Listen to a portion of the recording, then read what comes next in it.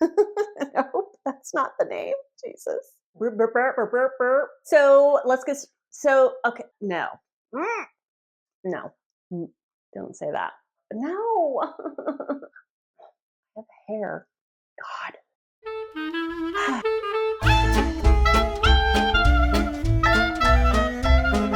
Hello and welcome to another video. My name is Heather and as always I'm reading with a vengeance and I hope you are too. If you've been here before, thank you so much for coming back. If you're new to my channel, very warm welcome to you. I hope everybody's doing well.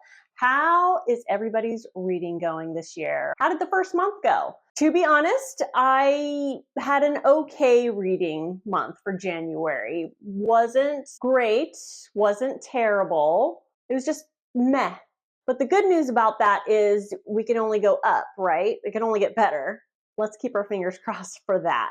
If you've been here before, you know I don't give star ratings here on my channel, but I do give them on my Goodreads just to kind of keep things in order and sometimes refresh my memory about how I felt about the book when I finished it. So with that in mind, I will say I haven't had any 5-star books yet. I had some books that I've really enjoyed. I've had one DNF, but really no stunners yet. So hopefully it'll pick up as the year goes on. We are entering my favorite season of the year, and that is Women's Prize season as well as Booktube Prize season. And as a matter of fact, I just finished watching the Booktube Prize video where the nominees are announced, and I know I have an email waiting for me letting me know that I am judging the first round, so I'm very excited about that. I'm not going to talk too much about the Booktube Prize right now. I'm going to be recording hopefully later today if I have time. I'm really trying to squeeze in a couple of recordings before I have to go to my dentist appointment this afternoon. Ugh.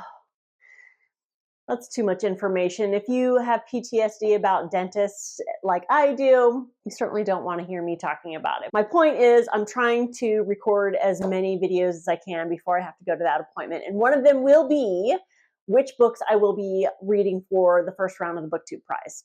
So if you're watching this video, know that that video will be coming very soon. But this video, we're going to be talking about the books that I read in the second half of January. Quick recap / stats. I attempted 12 books in January. I read 11. I had one DNF. I talked about that in my mid-month wrap-up, which I'll link down below. That DNF was Tim O'Brien's America Fantastica. I read 7 female authors and 4 male authors. I read 1 POC author. That was the Japanese translation. It was Days at the Murasaki Bookshop by Satoshi Yagasawa. So as per usual, I'm going to be talking about the books that I enjoyed the least and work my way up to the books that I enjoyed the most. So I'm going to start with The It Girl by Ruth Ware. I read this book for the It's a Mystery book club that we run through the bookshop that I work at. I help run this book club with one of the owners of the shop, Jessica. And if you've been watching for a while, you know that I broke up with Ruth Ware a while ago. The first book that I ever read by Ruth Ware was her first book, In a Dark, Dark Wood. I enjoyed it very much, and I look forward to reading her other book. It turns out that for me, personally, none of her other books met the standard of In a Dark, Dark Wood. So I think the next book I read was Woman in Cabin 10. I thought it was okay. Then I read The Turn of the Key. I thought was okay. Then I read The Death of Mrs. Westaway. I thought was okay. And then I think I read One by One. And after that, I was done. And I just wasn't planning on reading any more Ruth Ware books. And that included her latest ones, The It Girl and 0 Days. But as fate would have it, since I run a book club through work, this was selected and I was forced against my will to read it. To be honest, I was let down again. And even to the point where I would have to say The It Girl is my absolute least favorite Ruth Ware book. Only because, well, not only because, for a couple of reasons, but the main reason is the main character, Hannah, was one of the most insufferable characters I've read in a long time. This is a campus novel, and it's got dual timelines, but it's all from Hannah's perspective. Hannah is a young woman who, in the older timeline, 10 years ago, she is a freshman at Oxford University in England, and she is shy, she's quiet, and she gets roomed with in the dorms with someone her complete opposite. She gets assigned April as a roommate, and April is the it girl. She's loud, she is outgoing, she's beautiful, she's all about the fashion, she's all about being the center of attention, and Hannah is happy to be in her circle. If it weren't for April, she wouldn't have the circle of friends that April has. She wouldn't have been introduced to Will, who she ends up developing feelings for. She wouldn't have any social life whatsoever. But April also has kind of a dark side. Her need to be the center of attention goes kind of hand in hand with her mean girl side. And when she's not the center of attention, or if she does not get her way, or if somebody says something or does something that just kind of rubs her the wrong way, she lashes out. And one of the things that she likes to do is play pretty mean, if not downright cruel, practical jokes on people. So that's kind of the setup of the timeline that takes place 10 years ago. And one night they're all out having a good time, and April ends up dead. And Hannah is the one that finds her. And then you have 10 years later, Hannah is married to Will. She's pregnant with their child. She's working in a bookshop. And Hannah's kind of living her life until she finds out that the man who was convicted of April's death, who was a porter at the school, he has died in prison. And that kind of sets things going in Hannah's mind. And she starts second guessing herself, as she does about every single thing. And she starts asking questions and trying to look back into the death of April. But she's so meek and so terrified of her own shadow that she doesn't really pursue it too much. But then she finds out that there's somebody who is doing a podcast. So he's kind of doing his own investigation and is going to air his findings on this podcast. And it freaks Hannah out, but she is starting to learn things that she didn't know from that fateful night. But mostly the thing that's driving her to answer the questions that are left unanswered is guilt, because she helped put the man who was convicted away. The reason for that is this man, this porter, he was kind of a creeper, and he kind of stalked her and did some really creepy things around her. And while she was terrified of him, she is now currently wondering, was he the one that killed April? And if not, I'm to blame for that. So the story goes from there. Hannah was so whiny and just weak-minded, and like I said, terrified of her own shadow. And what really made it even worse is I listened to this book, and the narrator, I think, has narrated most, if not all, Ruth Ware's books. Her name is Imogen Church, and she does a good job of narration, but she added to Hannah's whininess by giving her this tremor in her voice anytime she spoke. It was like this shaky quality that she gave Hannah's voice that was like fingernails on a chalkboard. So it was very hard to have any kind of empathy for her. It was hard to even have empathy for April for getting herself killed, because she was just not a nice person. She was not a good friend to Hannah. She wasn't a good friend to anybody. As far as the mystery goes, when you find out who did it and why, that was actually pretty decent. I had an idea who the bad guy was going to be because of how this person was characterized early on, but I didn't know for sure. And Ruth Ware has a good way of leading you down the wrong path. But I will say this, the mystery did not warrant 400 plus pages. It was, I would say, a good 75 to 100 pages too long, but that's just me. I think true fans of Ruth Ware would like this. I think most of what I don't like about Ruth Ware's books is a me thing. I just will warn you that if you don't like whiny, weak women who make really poor choices for no good reason, this one might not be for you. But if you like mysteries that take place on campus, specifically Oxford type campuses, I think you might enjoy this. But this one just wasn't for me. Ruth Ware is not for me. I will not be reading any more of her books if I can absolutely help it. The next book I read was Evidence of the Affair by Taylor Jenkins Reid. This is actually a short story that was free to me on Kindle. So if you're interested in reading this and you have Kindle, I blazed through this in one sitting. It is less than 100 pages, and it is a epistolary novel. It is told in a series of letters between Carrie and David? Yes, David. So it opens up, and it is a letter from Carrie to David, basically saying, you don't know me, but I think my husband is having an affair with your wife. The entire book is just letters between David and Carrie, getting to know each other, trying to figure out what they're going to do in their own relationships, and also kind of developing feelings for each other. And I'm not going to say too much more than that because I don't want to spoil it. I would recommend this. I thought it was interesting. I know there's people who don't like to read about adultery or infidelity, and I get that.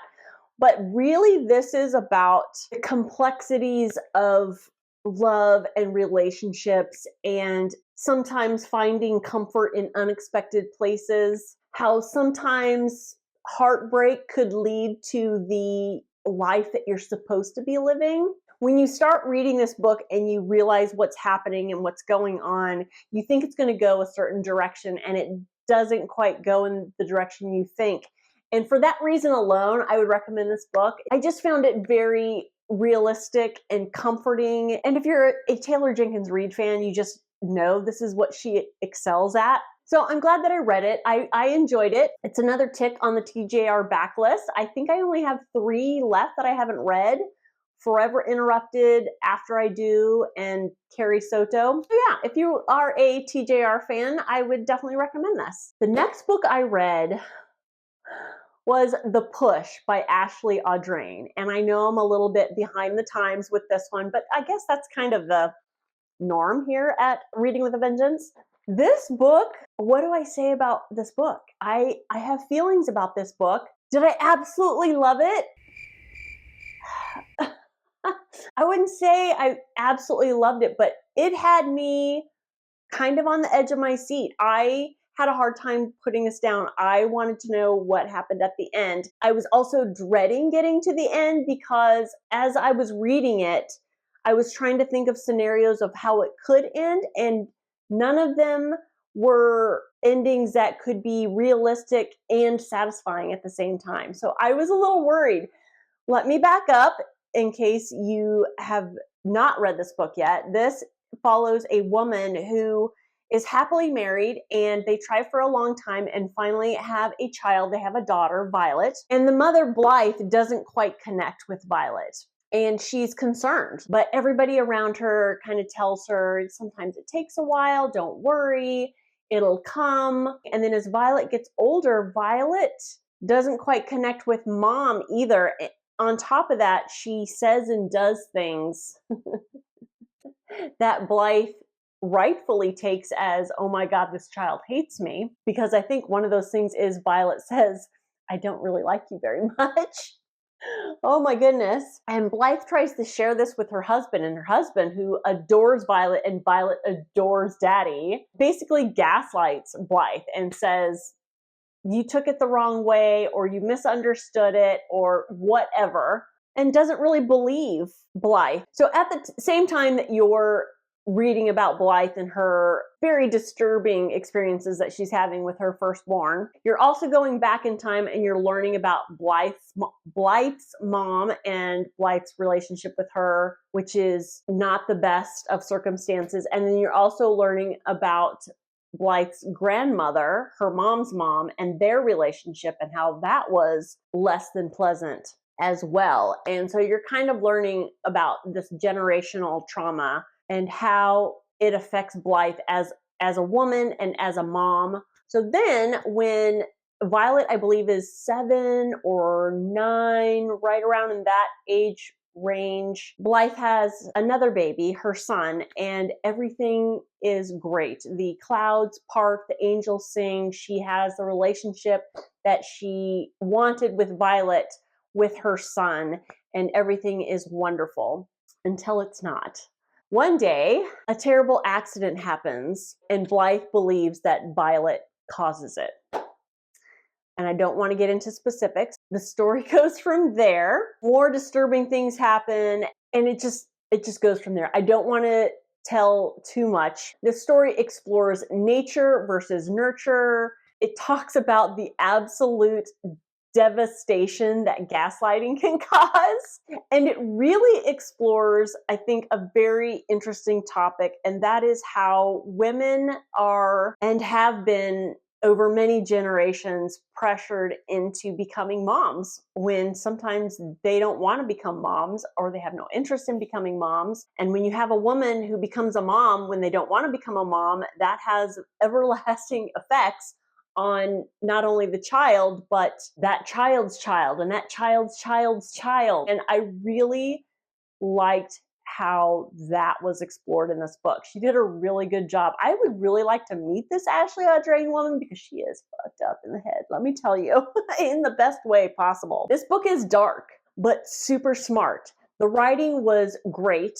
The pacing, I would say, was okay. I'm conflicted with saying the pacing was a little bit slow, but there was always that impending sense of doom that kept it very, very readable. So that kind of conflicts with each other, but I can't really explain it any better than that. This book also has a way of making you ask yourself, like, what would I do?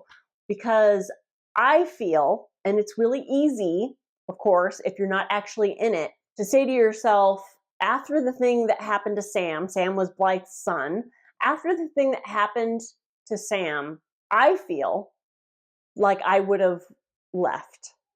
Like I would have divorced my husband, given up custody of Violet, and left and started a whole new life. Easy for me to say, though. I totally get that somebody, specifically somebody who actually has children, would read this story and say, well, that was her daughter, regardless of who Violet was and what she was like and the things that she would say and do. That was Blythe's daughter. And you stick with your children no matter what, right?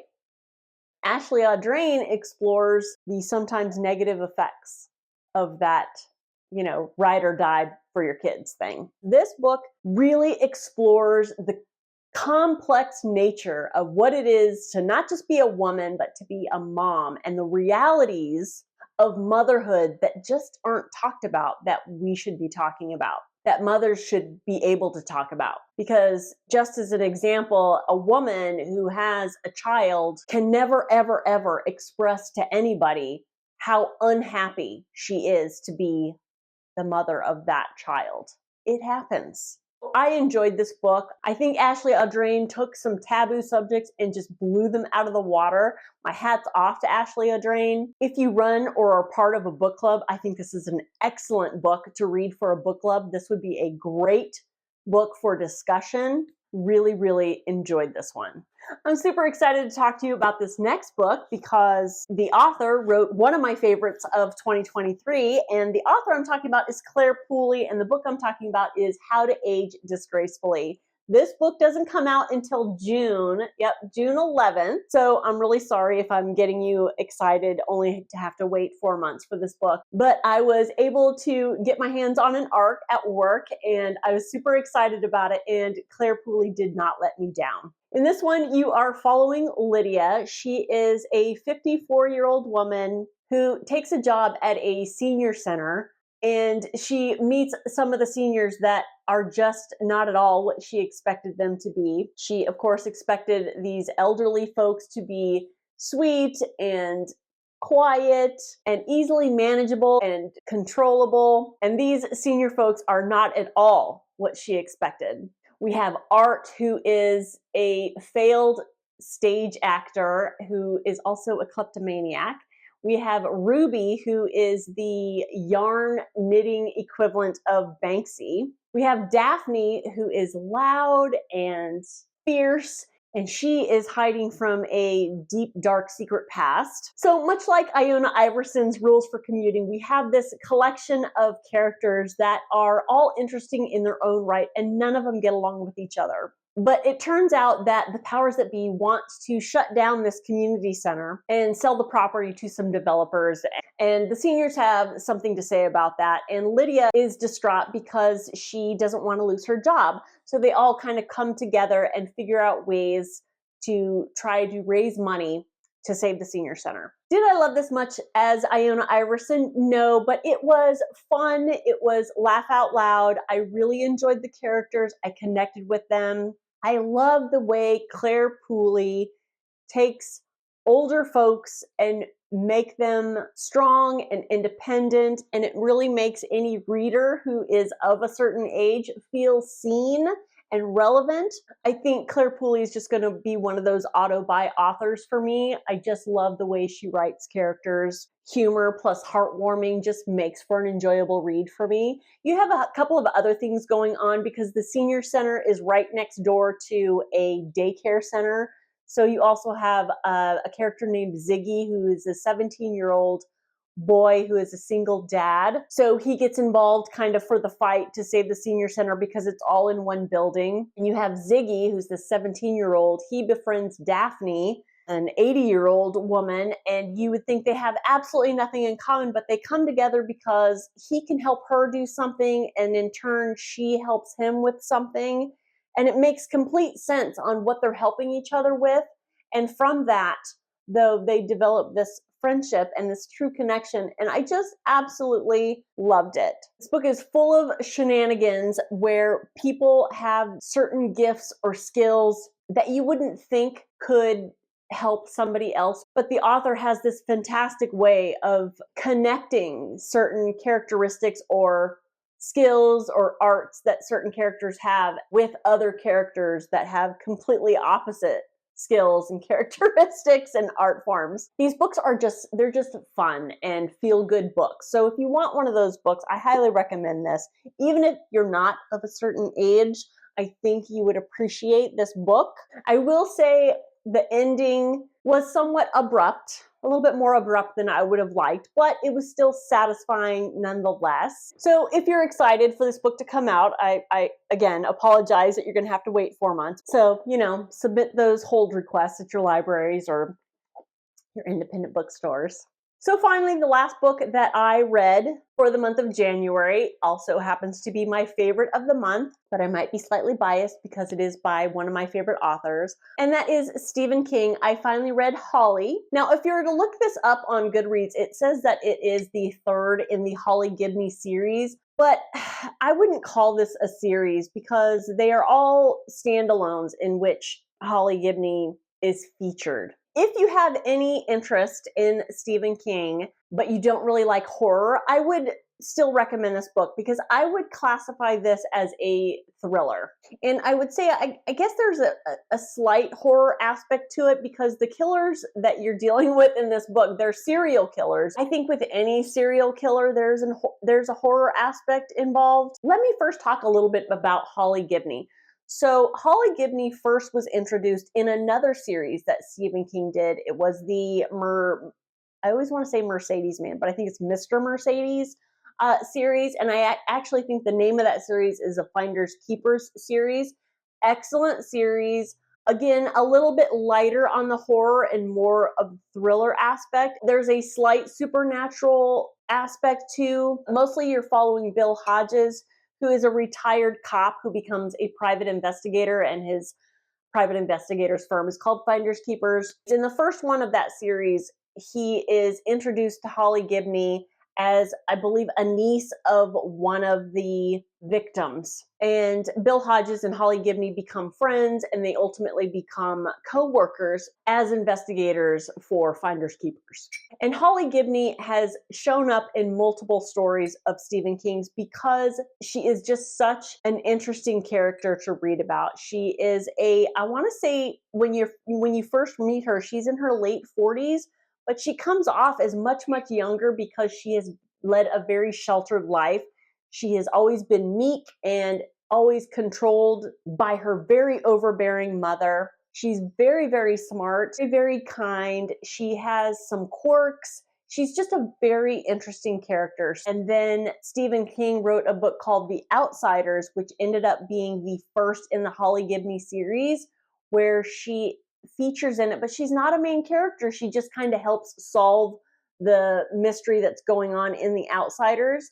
And then the second in the series is If It Bleeds, which is a collection of short stories. One of them is an actual novella where Holly is the main character. And then the third in the Holly Gibney series actually features Holly as a main character, and she is hired by a woman whose daughter goes missing. Holly, as a private investigator, is hired because the police aren't very interested in this case because the daughter that goes missing, she's an adult. So Holly investigates this case of a missing girl, and as she's investigating this case, she comes across other people who have gone missing, and there have been multiple reasons why the police haven't really been following up on these missing people. Meanwhile, you meet this 80-something-year-old couple, Emily and Roddy. They are retired professors. They're very well read. They're very smart, academic, living their quiet life in their house in this campus-like town. But it turns out that there's a lot more than what the eye can see when it comes to this elderly couple. They are extremely hateful, extremely racist, extremely anti-Semitic and homophobic,